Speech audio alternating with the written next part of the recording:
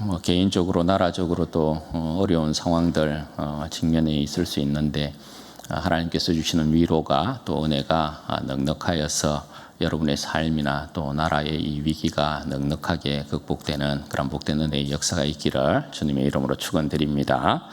오늘은 역전하는 자와 당하는 자라는 제목으로 하나님의 말씀 전가하겠습니다. 여러분 2018년 평창올림픽 여자 쇼트트랙 3000m 계주 장면을 기억하실는지 모르겠습니다. 중결승전이었는데 우리나라 선수 중 하나가 잘 돌다가 두 바퀴째 때에 이제 세 바퀴째를 앞두고 있는 상황 가운데 그냥 이렇게 넘어지는 상황이 발생을 하잖아요.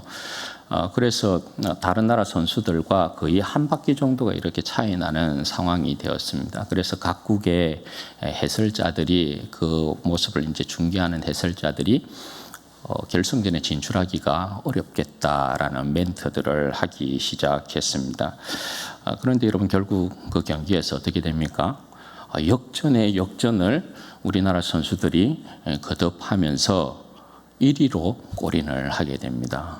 1위로 골인하는 것도 놀라운데 그때 올림픽 기록까지 갈아치우게 되는 것을 보게 됩니다. 저는 역전하면 떠오르는 장면이 이와 같은 영상이에요.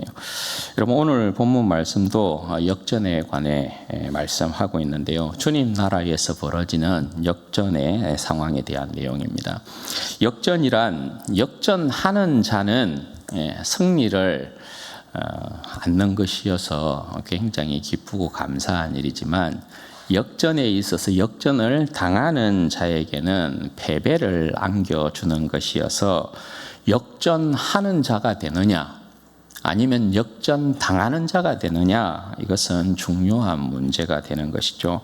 더욱이 우리 신앙에 있어서 역전의 문제는 생명이 달린 문제라서 매우 중요하다 할 것입니다. 역전하는 인생 되어야 되지 않겠습니까? 역전당하는 인생이 되어서는 곤란하죠. 여러분 대부분 이제 역전을 하는 사람들의 특징은 뭐냐면 역전을 하는 사람은 뒷심이 굉장히 강하다라는 것입니다. 그런데 역전을 당하는 사람들의 특징들은 뒷심이 굉장히 약하다라는 것입니다. 오늘 본문에서도 이제 이 내용을 중요하게 다루고 있는 것이거든요. 여러분 우리는 지난 시간에 영생을 구하는 한 부자가 주님의 말씀을 받아들이지 못하고 슬픈 기색을 띠고 근심하며 돌아갔던 그런 내용에 대해서 살펴보았습니다. 오늘 본문은 그렇게 돌아가고 있는 그 사람을 보신 주님께서 제자들에게 이어서 교훈하고 있는 내용이 기록되어 있어요. 23절 말씀 보십시오. 예수께서 둘러보시고 제자들에게 이르시되 재물이 있는 자는 하나님 나라에 들어가기가 심히 어렵도다 그렇게 말씀하고 계십니다. 재물이 있는 자는 하나님의 나라에 들어가기가 어렵다 하십니다. 그것도 심히 어렵다 그렇게 강조하여 말씀합니다. 왜 그럴까요? 재물이 있는 사람들은 욕심이 많기 때문에 그런 것일까요? 헌금하는 것을 아까워하기 때문에 그런 것일까요? 부족함이 없기 때문에 예수님을 찾지 않기 때문에 그런 것일까요? 그건 일반적인 성경 밖에서 생각하는 사고의 어떤 유형일 수 있고요. 여기서는 성경적인 관점으로 여러분 봐야 되죠. 지금 주님께서 이 말씀을 이제 제자들에게 하고 계심에 있어서 제자들도 사실은 이 말씀을 받기가 참 힘든 것입니다. 제자들에게도 주님의 이 말씀은 이해하기가 굉장히 어려운 말씀입니다. 왜 그렇습니까? 구약에서 부자는 하나님의 나라가 임할 때 그 나라에 들어가서 그 영광을 누림에 있어서 영순이에요. 1순위도 아니고 0순위에 해당되는 사람들입니다. 지난주에 말씀드린 바와 같이 구약에서 부자는 그 자체로 그 사람이 하나님 앞에서 어떻게 살았는가를 증명합니다. 계명을 잘 지켰기 때문에 하나님의 말씀에 따라서 잘 살았기 때문에 부자가 된 것이거든요. 따라서 어떤 사람이 부자이고 재물이 많다라는 것은 그 사람의 의로움을 증명하는 것이란 말입니다. 추호에 의심이 없어요. 모든 사람들이 다 인정하는 바예요. 그런데 지금 주님께서 부자, 재물이 많은 사람은 하나님 나라에 들어가기 어려운데 그것도 심히 어렵다, 이렇게 말씀을 하고 계시니까 제자들의 입장에서는 이게 전혀 이해가 안 된단 말입니다. 따라서 24절에 보시면 주님의 말씀에 제자들이 놀랐다, 이렇게 이야기하고 있어요. 제자들이 가지고 있는 상식에서는 놀랄 수밖에 없는 거예요. 제자들은 여전히 구약의 사상에 지금 물들어 있기 때문에 그래요. 주님 말씀에 놀라워하고 있는 이 제자들에게 주님께서 한 번 더 충격적인 내용으로 이 내용을 다시 한번 설명해요. 그러니까 제자들에게 주님께서 다시 한번 충격적인 내용을 가지고 설명하시는 건 제자들에게 완전히 충격받으라, 이 말씀하고 있는 거거든요. 24절 25절 말씀 보십시오. 제자들이 그 말씀에 놀라는지라 예수께서 다시 대답하여 이르시되 얘들아, 하나님의 나라에 들어가기가 얼마나 어려운지 낙타가 바늘귀로 나가는 것이 부자가 하나님의 나라에 들어가는 것보다 쉬우니라.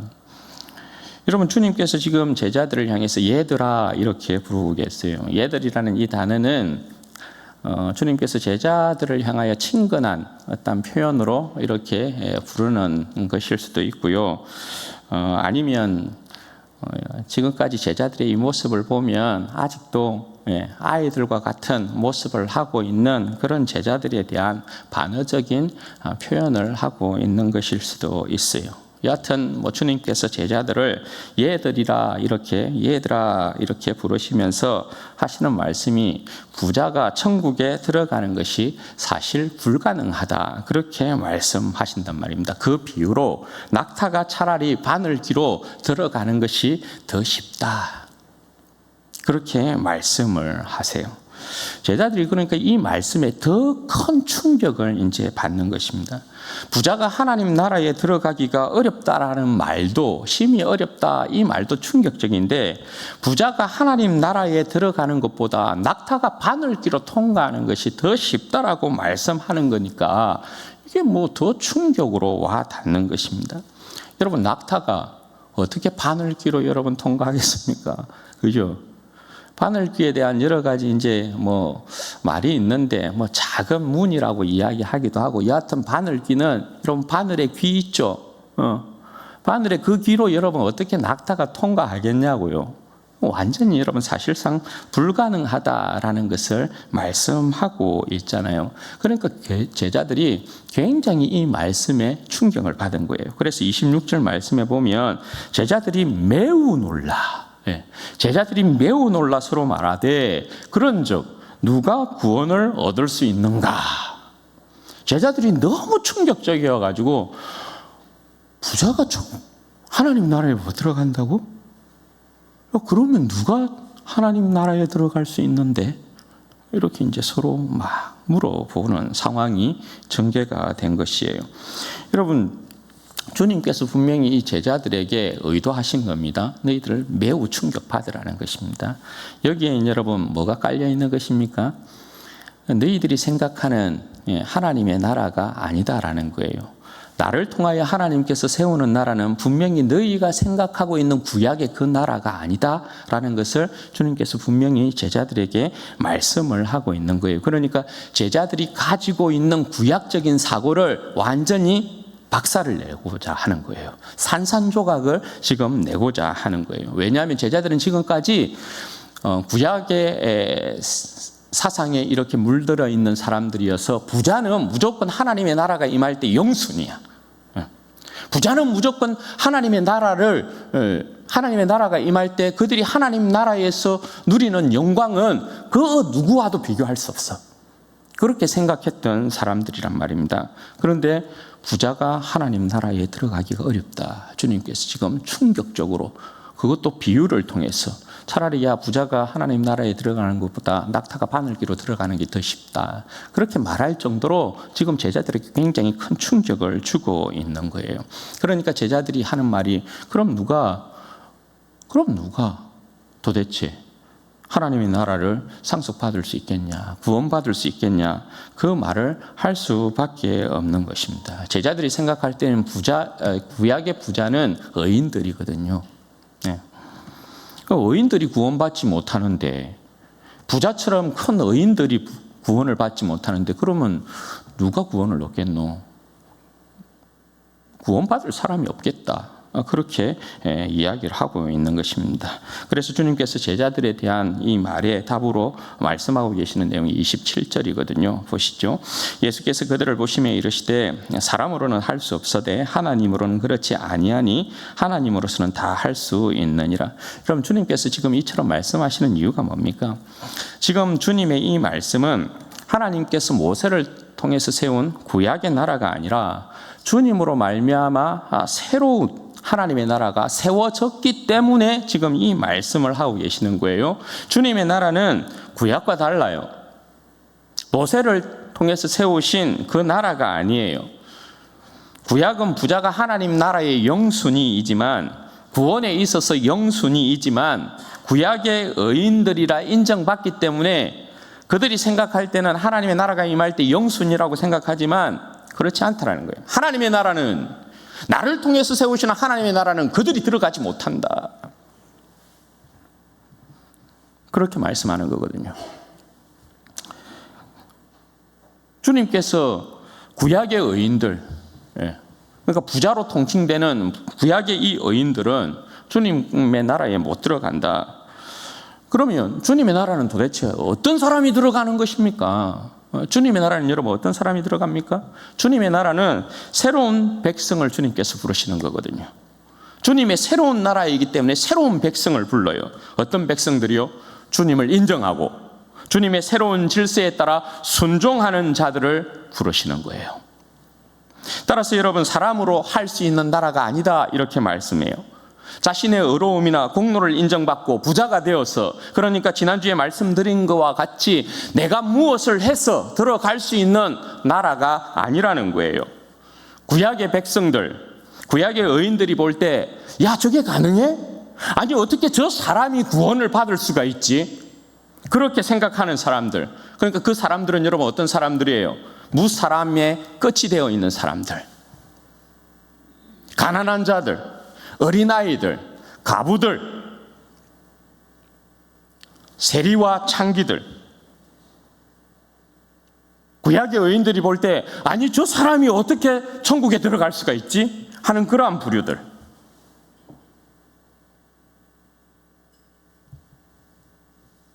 구약의 백성들에게 있어서 이 사람들은 그냥 영생에 있어서는 끝자락에 있는 사람들이에요. 그러니까 낙타와 바늘귀에 대한 비유는 구약의 이 맨 끝에 있는 사람들에게 적용되는 말이지 부자에게 적용되는 말이 아니에요. 이 구약에 있어서 가장 볼품없는 이 사람들이 하나님 나라에 들어가는 일이 낙타가 바늘귀로 통과하는 일보다 더 어려운 일이어야 되는 거거든요. 그런데 주님께서 반대로 이야기하고 계시단 말입니다, 지금. 그러니까 여러분, 이 말씀은 뭐예요? 주님의 새로운 나라는 아들을 통해서 만드시는 새로운 나라이지 모세를 통한 구약의 나라가 아니다에 대한 부분을 말씀해요. 그래서 하나님으로는 할 수 있느니라. 하나님으로는 할 수 있느니라. 이 말씀이 그 말씀인 거예요. 하나님께서 그리스도를 통하여서, 예수 그리스도를 통하여서 새로운 나라를 만드셨느니라, 이루셨느니라, 그렇게 말씀하는 것입니다. 이건 그 어떤 구약의 의인들이라도요, 모세도 엘리야도 뭐 구약의 그 어떤 의인들이라도 그거 인정 못합니다. 우리는 절대 그거 인정 못합니다. 아니, 모세와 율법을 따른 우리를 내팽개치고 저 죄인들을 구원한다라는 거, 그거 우리 인정하지 못하겠습니다. 그렇게 말한다고 해서 그들이 주님께서 새롭게 세우신 그 나라에 들어갈 수 있는 게 아니에요. 이건 하나님의 주권에 따른 거예요. 야, 이전에는 내가 모세를 통하여서 이렇게 나라를 지어서 내 계명을 잘 듣는 자를 내가 부자 만들고 의인이라 칭해주고 했는데 이제 그런 나라 아니야. 내가 이제 예수를 통하여서, 내 아들을 통하여서 새로운 나라를 이렇게 만들었어. 너희는 이 질서에 순종해야 돼. 이 질서에 순종하는 자는 어떠한 자냐? 이 나라를 상속받는 자는 어떤 자냐? 사람의 끝이 되어야 되는 사람이야. 섬기는 사람이어야 되고 하나님의 나라를 받드는 자들이어야 되고 새로운 질서에 순종하는 자들이어야 돼.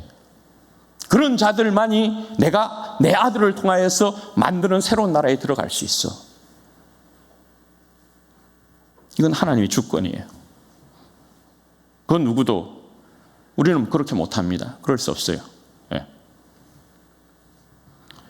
주님의 이와 같은 말씀을 듣고 베드로가 주님께 묻습니다. 28절 말씀에 보면 베드로가 여짜와 이르되 보소서 우리가 모든 것을 버리고 주를 따랐나이다. 베드로가 주님의 말씀을 듣고 보니까 자신의 처지와 맞닿아요. 위로 아닌 위로를 이렇게 받고 있는 거죠. 어떻게 해요? 솔직히 말해서 자기들은 구약의 의인은 아니잖아요. 자기들이 부자는 아니었잖아요. 그냥 갈릴리의 촌부들이었어요. 구약의 의인들이 볼 때는 아이고 저 인간들 불쌍한 죄인들 하나님의 나라가 임하면 저 끝에나 있을 자들일까? 뭐 하나님의 나라를 상속받기나 할 수 있을까? 그런 자들이 이 제자들 아닙니까? 그죠? 그런데 지금 이 제자들이 어떻게 하고 있어요? 주님을 만나서 주님을 따르고 있단 말입니다. 방금 여러분 그 말씀에 빗대자면 구약의 의인들이 분명히 아니 어떻게 저런 자들이 하나님의 나라에 들어갈 수 있습니까? 거기에 해당되는 사람들이 지금 예수님을 따르고 있는 제자들이란 말입니다. 그런데 이 제자들은 어쨌든 하나님의 은혜 가운데 예수님을 만나고 예수님을 따르는 백성들로 제자들로 지금 그렇게 예수님을 따라가고 있어요. 하나님의 나라를 상속받고 영생을 얻는 데 있어서 구원을 얻는 데 있어서 이 사람들이 지금 영순위에 지금 들어가 있다 말입니다. 그러니까 자기들이 생각할 때에 주님의 말씀을 이렇게 듣고 보니까 베드로가 이거 우리가 영순인 것 같은데 그러면 이런 생각을 하는 것이죠. 그래서 보상 심리가 이제 따라오는 거예요. 따라서 베드로가 이때다 싶어가지고 우리는 모든 것을 버리고 주님을 따랐는데 뭐 없습니까? 이렇게 이야기하는 거죠. 부자가 하나님의 나라에 들어가기 어렵다고 하니까 천국에 들어가기 어렵다고 하니까 구원받기 어렵다고 하니까 자기들은 가만 보니까 다 버리고 예수님을 따르고 있거든요. 그러니까 우리는 뭐 없어요? 이렇게 베드로가 지금 질문하고 있는 거죠. 거기에 대한 대답이 29절과 30절이에요. 예수님께서 어떻게 말씀하시느냐? 내가 진실로 너희에게 이르노니 나와 복음을 위하여 집이나 형제나 자매나 어머니나 아버지나 자식이나 전토를 벌인 자는 현세에 있어 집과 형제와 자매와 어머니와 자식과 전토를 100배나 받되 박해를 겸하여 받고 내세의 영생을 받지 못할 자가 없느니라. 이런 복을 받는다라는 내용인데 뭔가 좀 복잡하다, 그죠? 그런데 또 주님께서 말씀하신 이 복들이 실제적으로 우리의 삶 가운데 미치는가? 또 그렇지도 않는 것 같아요. 주님께서 지금 베드로에게 대답하고 계신 이 말씀이 도대체 어떤 내용인가에 대한 부분을 여러분 우리가 명확하게 알아야 될 필요가 있어요. 여러분 지금 주님께서 베드로에게 말씀하신 이 내용은 메시아 시대에 누리는 복에 대한 내용을 말씀하고 있어요. 그러니까 지금 그 땅에 메시아로서 구원자로서 오신 분이 누구예요? 예수님이란 말입니다. 따라서 주님께서 먼저 말씀하는 것이 나와 복음을 위하여 이렇게 말씀하세요. 그죠? 나와 복음을 위하여, 그러니까 예수님께서 자신이 메시아로 그 땅 가운데 오셨다는 것을 분명히 해두고 계시는 거죠. 그리고서 말씀하시기를 집이나 나와 복음을 위하여 집이나 형제나 자매나 어머니나 아버지나 자식이나 전토를 벌인 자, 곧 이 말씀은 주님께서 부자에게 모든 것을 다 팔아 가난한 자들에게 주고 주님을 따르라는 이 말씀과 상응하잖아요. 그죠? 제자들은 지금 다 버리고 있으니까, 그러고 주님을 따르고 있으니까, 그죠? 그러면 제자들은 모든 것을 다 버리고 주님을 따랐으니까 그에 대한 보상이 당연히 따라와야 된단 말입니다. 따라서 나오는 여러분 내용이 뭐예요? 현세에 있어서 집 버렸니? 뭐 네가 형제 버렸니? 자매 버렸니? 어머니 버렸니? 아버지 버렸니? 뭐 전토를 이렇게 토지를 버렸니? 100배나 받을 것이다. 100배나. 그런데 그죠? 뭐 앵간히 100배를 받습니까? 욥처럼 여러분 받습니까? 욥처럼 더블로 받아요? 그 말씀이 여러분 그대로 이루어지지 않죠? 그럼 주님께서 지금 거짓말하고 계신 건가요? 그죠? 앞에서는 또 부자에게 이 모든 것 가난한 자들에게 다 팔고 나를 따라라 그러면 하늘의 보화가 있을 것이다. 그렇게 말씀했단 말입니다. 그런데 여기에서는 현세에서 100배나 받게 된다. 그렇게 주님께서 말씀하고 계신다고요. 그럼 이 말씀이 도대체 뭐냐 이 말이에요. 여러분 이걸 잘 알아야 해요. 지금 주님께서 말씀하시는 이 복의 내용은 주님 안에서 받는 복이 분명한데 다만 이 복의 내용을 구약의 선지자들이 예언하고 있었던 메시아의 시대의 복에 대한 내용으로 지금 주님께서 말씀하고 계시다라는 것이에요. 왜요? 그래야 제자들이 알아들으니까요. 제자들은 구약의 사상으로 물들어 있는 사람들 아닙니까? 구약의 선지자들이 예언한 메시아가 오게 되어지면 욥과 같은 복을 받게 될 거야. 그게 여러분 우리가 지난주에 살폈던 이사야 65장의 내용이었단 말이에요. 마치 무엇과 같으냐 하면 아이에게 너 아빠 말 잘 들으면 아빠가 가지고 있는 전 재산, 그러니까 채권도 뭐 부동산과 주식, 담보, 건물들 뭐 이 모든 것들 전 재산 너에게 다 줄 거야. 그러면 아이들이 알아먹지 못해요.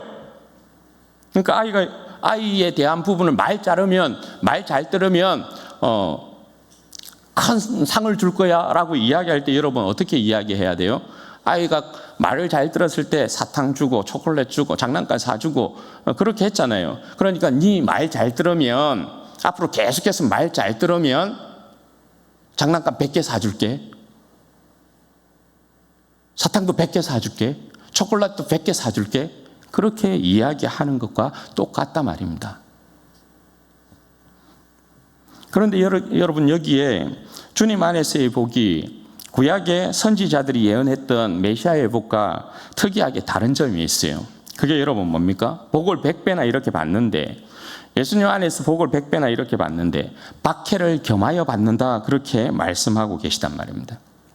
그러니까 선지자들의 관점에서는 메시아가 임하면 완전한 나라가 임하는 것이기 때문에 100배의 완전한 복으로 이렇게 설명을 하고 계시지만 지금 주님께서 메시아로 오신 이 시대는 완전한 하나님의 나라가 드러나는 게 아니잖아요. 이스라엘 백성들이 볼 때는 메시아가 오면 완전한 하나님의 나라가 이루어져서 이방인들은 심판받고 다윗의 나라가 완전히 회복된단 말입니다. 그러니까 100배의 복이 와야 되는 게 맞아요. 그런데 예수님이 오셨는데 그들의 메시아로 오셨는데 어떤 일이 일어나는 거예요? 다윗의 나라를 회복시키는 것 같지 않냐고 모든 죄인들을 부르고 있어요. 유대인을 비롯하여서 모든 이방 사람들에게 회개할 기회를 주더란 말입니다. 이것 때문에 유대인이 예수님을 이해 못하는 거잖아요. 아니 메시아가 임하면 모든 이 역사가 완결이 되어야 되는데 예수님이 메시아로 오셨는데 어떤 일이 일어난다고요? 역사가 완결되는 게 아니고 죄인들을 부른단 말입니다. 유대인들은 자기들의 메시아가 오면 이 자기들의 원수인 이방들을 전부 다 멸하고 다윗의 나라를 회복시키는 것을 꿈꾸고 있는데 예수님이 오셔가지고 온 세상 죄인들을 불러요. 그러니까 여러분 여기에 뭐가 일어나요? 여기에 영적인 싸움이 일어나죠. 그래서 예수님을 영접하고 회개하라고 전도를 하면 거센 반발이 일어나게 되고 여기에 영적인 싸움이 일어나게 되고 여기에 여러분 핍박과 박해가 따라오게 되는 것입니다. 따라서 주님께서 박해를 겸하여 복을 받는다 이렇게 말씀하고 계시는 거예요. 마가복음은 전투복음의 색채라고 말씀을 드렸어요. 그러니까 마가복음은 주님 안에서의 메시아의 복을 우리가 받게 되지만 그냥 받는다라고 말씀하지 않아요. 주님 안에서의 영생을 우리가 얻게 되는데 주님을 뒤따르며 싸우고 얻어서 얻는 복 그렇게 설명하는 것이에요. 그래서 우리가 체감할 때는 주님 안에서 100배의 복을 받는 것보다는 세상 살기가 더 피곤하고 힘들고 막 어려운 것 같아요. 그죠? 체감하고 있는 게 그래요. 그런데 여러분, 우리가 지금 주님 안에 메시아 시대 안에 있는데, 그죠? 메시아이신 주님의 그 통치 아래 있는데, 체감적으로는 우리의 삶이 더 피곤하고 힘들고 어렵고 막 그런 것 같은데, 사실 찬찬히 뜯어보면 뭐예요? 오늘 내가 여기 온 것도 주님의 은혜인 것이죠. 그렇지 않아요? 그래서 내가 죽었습니까? 오늘의 삶이 힘들고 어렵고 무겁다고 해서 그래서 내가 죽었습니까? 내가 그냥 실패자로 여러분 그냥 낙인 찍혀서 세상에 아무런 이제 더 이상 소망이 없는 자입니까? 그렇지 않죠. 그럼에도 불구하고 오늘 내 인생이 여기까지 왔다라는 거, 주님께서 내 인생을 붙들고 계시다라는 거, 그죠? 그래서 앞에 우리가 뭐 찬양도 했지만 주님의 사랑에서 우리를 끊을 자가 없는 것이거든요. 네. 주님의 사랑에서. 그게 여러분 우리가 지금 메시아의 나라 안에서 우리가 핍박을 겸하여 받는 이 복과 은혜라고 할 수 있는 거예요. 그리고 이 복과 은혜는 반드시 여러분 내세 오는 나라에까지 이어지게 됩니다. 오는 나라는 완전한 주님의 나라이겠죠. 그죠? 완전한 주님의 영광이 드러나겠죠. 주님께서 모든 죄악의 권세를 진멸하고 주님의 찬란한 영광을 드러내면서 주님을 믿고 따랐던 주의 백성들에게 영원한 생명과 안식과 평강의 복을 허락하시겠죠. 그 나라를 우리는 상속받게 될 것이에요. 그리고 여러분 주님께서 이 말씀을 끝내시고 난 이후에 덧붙이는 말씀이 경고의 말씀이 31절이에요. 보십시오. 그러나 먼저 된 자로서 나중되고 나중된 자로서 먼저 될 자가 많으니라. 그럼 오늘 말씀에 지난주의 말씀과 연결시키자면 부자는 먼저 된 자였어요. 그죠? 부자는 먼저 된 자였는데 나중되고 만 사람이 되었습니다. 여러분 이 나중되었다라는 이 표현은 저 사람이 나중에 그러면 먼저 된 자가 나중되었으니까 나중이라도 구원을 받겠구나 이런 표현이 아닙니다. 예. 나중의 표현이라는 건 마태복음 형태로 여러분 바꾸자면 어둠 가운데 쫓겨나서 슬피 울며 이를 갈게 되어지는 지옥의 문으로 들어간다는 이 표현과 똑같은 표현이라고 할 수 있어요. 예. 부자는 먼저 된 자였지만 나중되고만 사람이었어요. 제자들은 어때요? 나중된 사람이었는데 구약의 어린들이 볼 때 저 갈릴리의 촌부들은 나중된 맨 끝에 있었던 사람들이었는데 맨 먼저에 선 사람이 되었어요. 어째서 그렇게 되었습니까? 어째서 그들의 인생 가운데 역전이 일어난 거예요? 하나님의 아들 메시아이신 주님을 영접하고 그 나라와 질서를 받아들이고 따라가는 백성이 되었기 때문에 그런 것이죠. 그런데 중요한 건 지금 제자들에게도 주님의 이 마지막 경고의 말씀이 유효하다라는 것이에요. 지금 주님께서 나중되었던 이 제자들을 먼저 된 자로 세웠는데 이 먼저 된 제자에게 주님께서 주님의 나라에서도 여전히 역전의 상황은 일어나게 된다에 대한 부분을 말씀하고 계시는 거예요. 제자들도 여러분 주님의 나라에서 새로운 주님의 나라에서 얼마든지 이들은 부자가 되려고 할 수 있고 이들은 첫째가 되려고 할 수 있고 작은 자를 무시할 수 있고 하나됨을 깰 수 있고 주님의 질서를 따르고 받들지 아니할 수 있기 때문에 따라서 주의 복음을 위해서 모든 것을 다 버린 제자들 같은 경우에도 부자와 같이 주님 나라에서 역전당할 수 있는 일이 얼마든지 일어날 수 있다는 것입니다. 그래서 여러분 이 경고가 무서운 거예요. 여러분 주님께서 자신의 죽음과 부활을 예고한 두 번째 이 파트 이후의 이 내용들, 지금까지 우리가 보고 있는 이 내용들, 오늘까지 우리가 살피고 있는 이 내용들을 보면 주님께서 계속해서 주님의 그 새로운 나라와 질서에 대한 부분을 말씀하고 계세요. 구약과는 완전히 다른 주님께서 세우시는, 하나님께서 그 자신을 통하여 세우시는 새로운 나라에 대한 부분을 계속해서 말씀하고 계세요. 새로운 질서에 대한 부분을 계속해서 말씀하고 계세요. 그 내용들을 보면 여러 부분, 여러 모양에 있어서 역전에 대한 상황이 계속해서 여러분 이야기되고 있는 것을 우리가 보게 되죠. 여기도 여러분 마찬가지죠. 오늘 본문도 여러분 마찬가지죠. 유대인이 먼저였어요. 유대인이 먼저 된 자들이었어요. 부자가 여러분 먼저 된 자들이었어요. 첫째가 여러분 먼저 된 자들이었어요. 어른이 먼저인 세상이었고 힘있고 강하고 지혜로운 자들이 먼저 된 세상이었어요. 모세의 말씀과 제도가 먼저인 세상이었어요. 그런데 주님의 세계 안에서 이 모든 것들이 전부 다 질서가 뒤집혔어요. 질서가. 먼저 된 자들이 모두 나중돼요. 여러분, 나중이라고 생각되었던 것들이 모두 먼저가 돼요. 나중이라 생각되었던 이방인인 우리요. 나중이라고 구약의 의인들이 볼 때 이 조선 땅에 살고 있는 우리 모두는, 유대인들이 생각할 때는 예수님이 오시면 너희들은 전부 다 지옥의 불쏘시개에 불과해, 이런 자들이었어요. 그런 우리가 먼저 되었어요. 이방인인 우리가 먼저 되었어요. 저 끝에 있었던 사람들이 먼저가 되는 그러한 역사들이 일어났어요. 작은 자들이 먼저가 되어지고, 아이들이 먼저가 되어지고, 가난한 자들이 먼저가 되고, 고아와 과부와 세리와 창기가 먼저가 되는 그런 역사가 주님 나라에서 일어나고 있어요. 사랑하는 여러분, 우리 주님의 이 새로운 질서에서 예수 그리스도가 우리의 메시아가 되는 이 새로운 나라에서 우리는 먼저 된 자로 부름을 받고 있어요. 사실 우리의 인생은 이방인이었기 때문에 나중 중에서도, 끄트머리 중에서도 제일 끄트머리에 있었던, 우리는 죄인 중에 죄인들 아니었어요. 그죠? 그래서 하나님 나라의 구원에 있어서, 영생에 있어서는 끝도 보이지 않는 그런 우리의 인생이었다고요. 그런 우리의 인생을 주님께서 부르셨어요.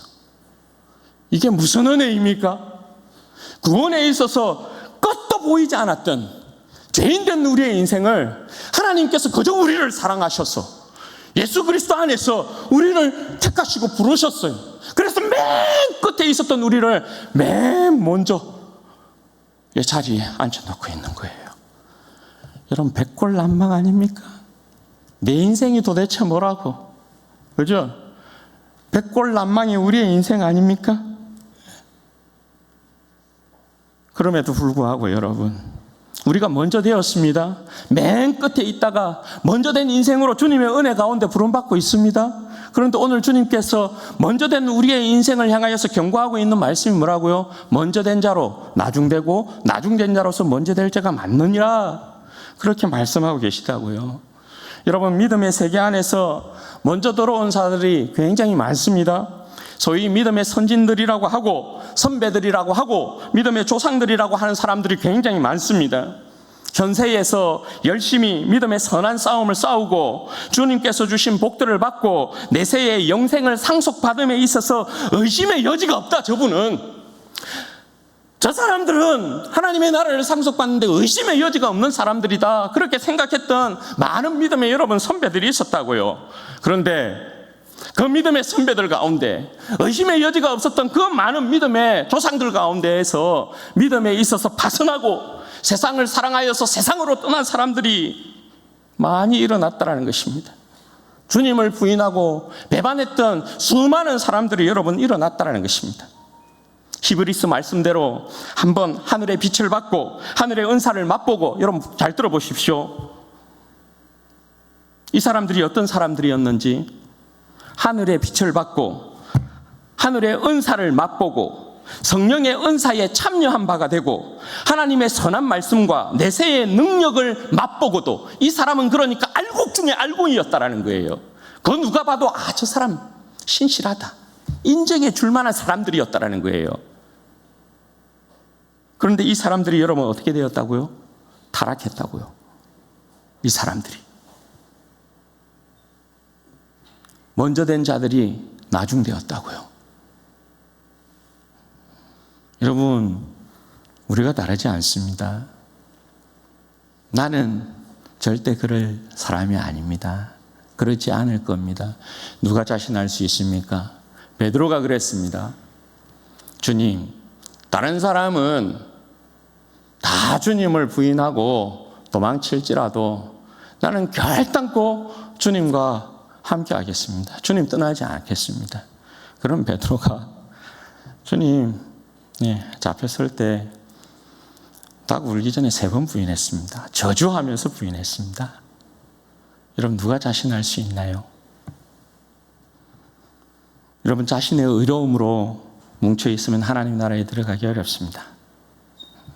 세상의 가치로 무장하고 있으면 하나님 나라에 들어가기 어렵습니다. 주님을 위해 자신을 버리지 않고 주님 나라와 새로운 질서에 순종하지 아니하면 하나님 나라에 들어가기 어렵습니다. 주님과 복음을 위한다 하면서도 교회의 영광을 위한다 하면서도 나중될 자들이 많이 있다 이 말입니다.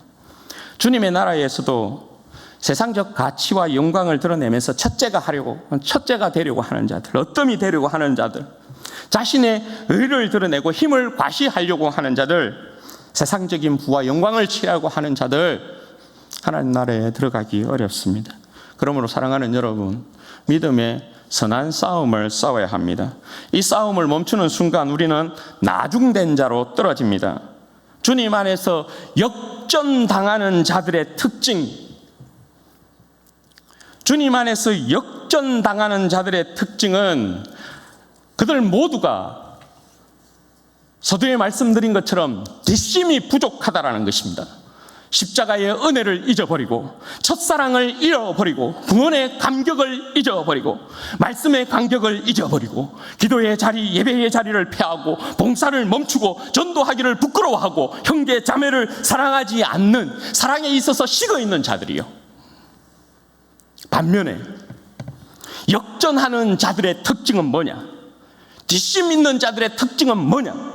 십자가의 은혜를 되찾고 첫사랑을 회복하고 구원의 감격에 따라서 말씀에 따라서 순종하고 기도의 자리에서 예배의 자리에서 하나님을 구하고 하나님을 찾고 자신의 연약함과 나약함을 극복하고 일어나는 자들이란 말입니다. 주님의 세계 안에서는 무수한 역전의 일들이 일어납니다. 어떤 이들은 역전을 이루어서 기뻐하지만 어떤 이들은 역전을 당해서 슬퍼합니다. 우리는 여러분 역전을 당해야 할 자들이 아닙니다. 우리는 역전하는 자들입니다. 내 삶이 뒤처졌다고 생각되시거든 다시 여러분 역전의 용사로 일어나시기를 바랍니다. 주님을 의지하고 다시 뒷심을 발휘하게 되기를 바랍니다. 주님을 의지하면 주님께서 반드시 힘 주실 것이에요. 그 힘으로 선한 싸움을 싸우고 현세와 내세의 복을 쟁취하시기를 바랍니다. 우리에게 필요한 현세와 내세의 복은 주님을 뒤따라 믿음의 싸움을 통해 얻어지는 것이라는 것을 기억하셔야 합니다. 그래서 사도 바울이 빌립보 3장 12절에서 14절 말씀에 보면 이렇게 고백을 합니다. 다시 한번 여러분 들어보세요. 내가 이미 얻었다 함도 아니요 온전히 이루었다 함도 아니라 오직 내가 그리스도 예수께 잡힌 바 된 그것을 잡으려고 달려가노라. 형제들아, 나는 아직 내가 잡은 줄로 여기지 아니하고 오직 한 일, 즉 뒤에 있는 것은 잊어버리고 앞에 있는 것을 잡으려고 표대를 향하여 그리스도 예수 안에서 하나님께서 위에서 부르신 부름의 상을 위하여 달려가노라. 아니 지금 사도 바울이 이 고백을 하고 있는 곳이 여러분 어디입니까? 감옥이라고요. 감옥 아니라고요. 이 서신서를 보내고 있는, 이 편지를 쓰고 있는 이때가 로마의 그 깊숙한 감옥 안에서 어떻게 감옥 안에서 이와 같은 고백을 할 수 있냐고요. 내가 이미 얻었다 함도 아니요 온전히 이루었다 함도 아니라 표대를 향하여 그리스도 예수 안에서 부름의 상을 위하여 쫓아간다고요. 어떻게 감옥 안에서 무엇을 보았길래, 무엇이 보이길래. 그러니까 사도 바울은 감옥 안에서도 내 인생이 지금 끝난 것이 아니라고 지금 고백하고 있는 거죠. 사랑하는 여러분, 잘하셨습니까? 지금까지 잘해 오고 계십니까? 끝까지 여러분, 끝까지 잘하시기를 바랍니다. 끝까지 잘해내시기를 바랍니다. 그래서 먼저 된 자로서 나중되는 일이 없기를 바랍니다. 못하셨습니까? 혹시? 지금까지 못해오고 계신 것 같습니까? 새롭게 일어나시기를 바랍니다. 새롭게 일어나셔서 내가 나중으로 처졌다라고 생각하면 먼저 된 자로 일어나게 되시기를 바랍니다. 그래야 해서 우리 사랑하는 모든 성도들이 나중된 자로서 먼저 되게 하신 주님의 그 십자가의 은혜를 생각하고 기억하고 믿음의 선한 싸움 끝까지 싸워서 현세와 내세에 주님의 그 복을 충만하게 받아 누리시는 복된 여러분들 되시기를 주님의 이름으로 축원드립니다. 그럼 이 시간에 십자가 그 사랑 멀리 떠나서 우리 찬양 하나 하고 기도하겠습니다.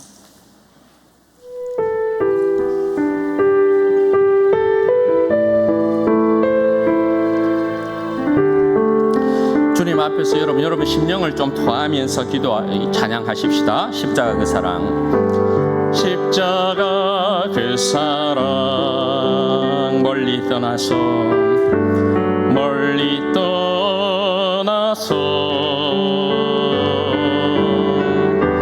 무너진 나의 삶 속에 잊혀진 주은혜 돌같은 내 마음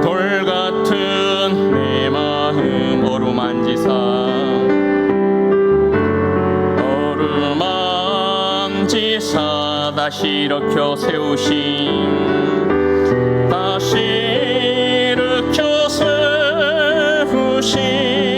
주를 사랑합니다. 주 나를 보호하시고 주 나를 보호하시고 날 붙드시네. 나는 보배롭고 존귀한 주님의 자녀라. 주 나를 보호하시고 날 붙드시리. 날 붙드시리. 나는 보배롭고 존귀한 주의 자녀라. 지나간 일들을 여러분 눈 감고 찬양하십시다. 지나간 일들을 기억하지 않고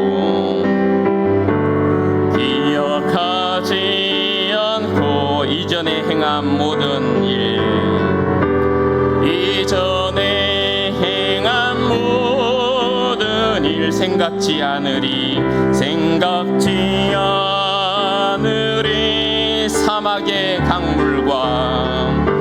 사막의 강물과 길을 내시는 주,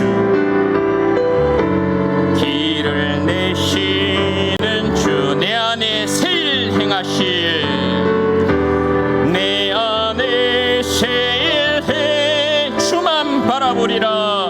주만 바라보리라. 주 나를 보호하시고 주 나를 보호하시고 날 붙드시리. 날 붙드시리. 왜 그렇습니까? 나는 주님 앞에 보배로운 존재이기 때문에 그렇죠. 배롭고 존귀한 주님의 자녀라. 주 나를 보호하시고 주 나를 보호하시고 날 붙드시리. 날 붙드시리. 나는 주님 앞에 보배롭고 존귀한 인생입니다. 배롭고 존귀한 주의 자녀라. 사랑하는 여러분, 우리는 주님 앞에 보배롭고 존귀한 자녀입니다. 구원에 있어서, 하나님 나라에 있어서, 영생에 있어서 끝도 보이지 않았던 자들이잖아요. 그런 우리를 주님께서 얼마나 사랑하셨으면 그 자신의 생명을 주시기까지 우리를 맨 나중된 자에서부터 맨 먼저 된 자로 우리를 부르셨잖아요. 그죠? 여러분, 그러면 백골난망이어야 되죠. 주님 먼저 된 자로서 오늘 내 삶이 더욱더 주님을 사랑하고 지극히 주님을 사랑함 가운데 더욱 주님께로 가까이 나아가는 인생 되게 하옵소서.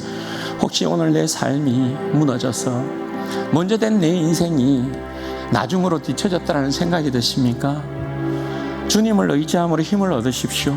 나는 주님의 보배롭고 존귀한 자녀이니까 주님의 이름을 구하고 주님의 이름을 찾으면 주님께서 반드시 나에게 힘주실 것이에요. 여러분, 우리는 역전당하는 자가 되어서는 아니 돼요.